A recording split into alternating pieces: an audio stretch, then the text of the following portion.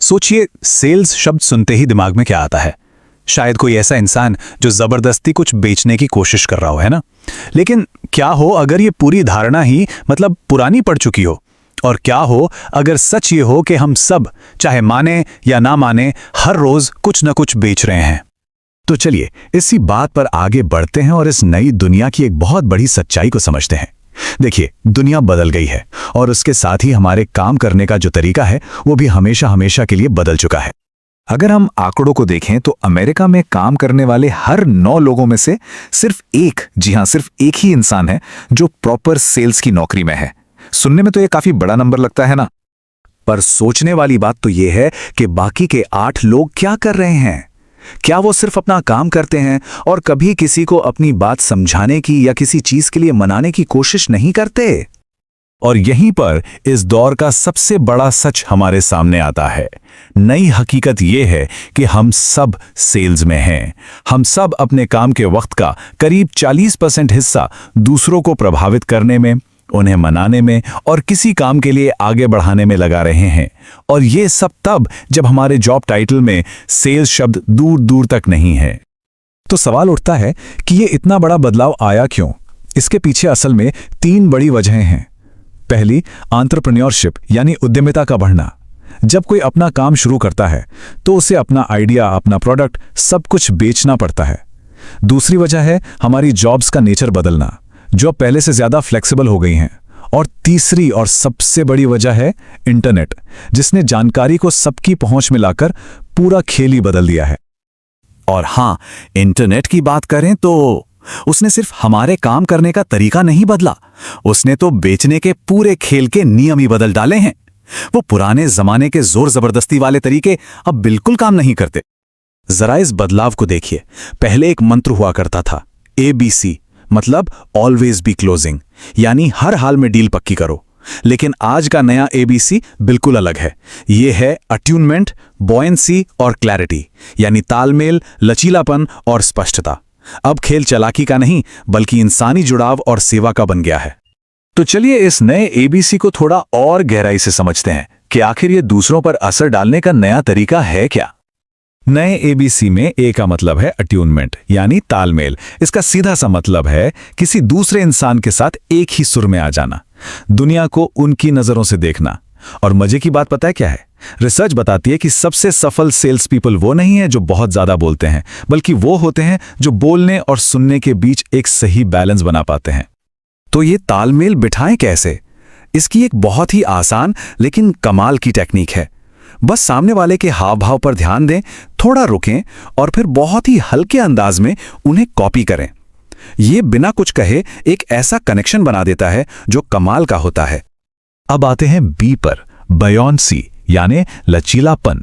इसे ऐसे समझिए जैसे समंदर में तैरते रहने की काबिलियत, खासकर जब ना सुनने की लहरें आपको डुबाने की कोशिश कर रही हों। यह सिर्फ पॉजिटिव सोचने से कहीं बढ़कर है। हम सबको लगता है कि खुद को यह बोलना कि मैं ये कर सकता हूं सबसे ज्यादा काम करता है। पर मजे की बात यह है कि रिसर्च कुछ और ही कहती है। खुद से सवाल करना, क्या मैं ये कर सकता हूं, ज्यादा असरदार है। क्यों? क्योंकि एक सवाल हमारे दिमाग को सिर्फ तसल्ली नहीं देता, बल्कि उसे जवाब और स्ट्रैटेजी ढूंढने के लिए काम पर लगा देता है। और लचीले बने रहने का एक और सीक्रेट है पॉजिटिविटी का सही रेशो।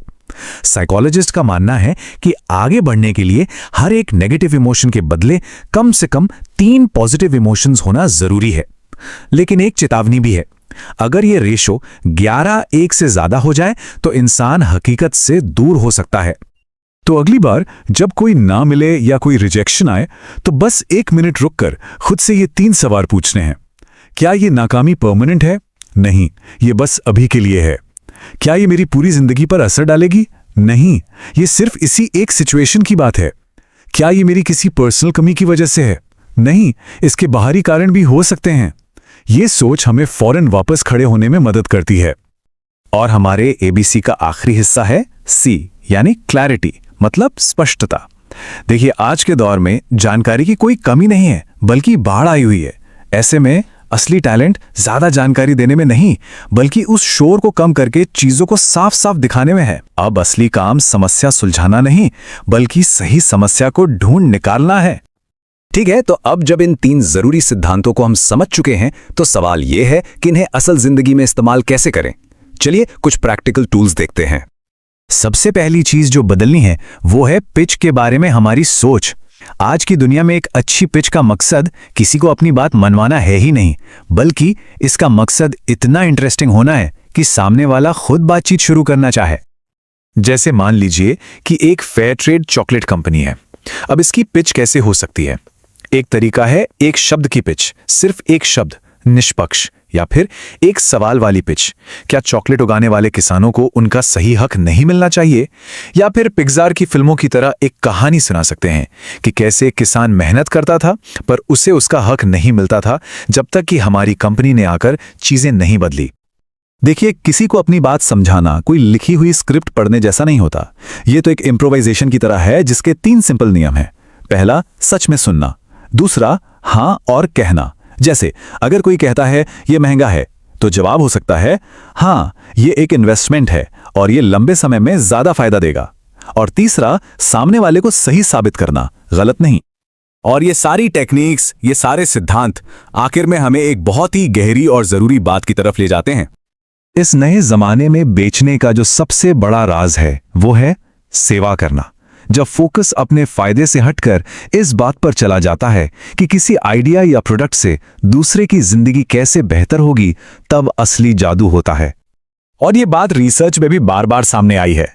सबसे असरदार मैसेज वो होते हैं जो दूसरों की मदद करने पर फोकस करते हैं, न कि वो जो सिर्फ अपने फायदे गिनाते हैं। सच्ची प्रेरणा हमेशा सेवा के भाव से ही पैदा होती है। तो बेचने की सोच को थोड़ी देर के लिए किनारे रखते हैं और इसकी जगह ये सोचते हैं, आज हम सब अपने किसी आइडिया से, अपने किसी काम से किसी दूसरे की जिंदगी को बेहतर बनाने में, उसकी सेवा करने में कैसे मदद कर सकते हैं।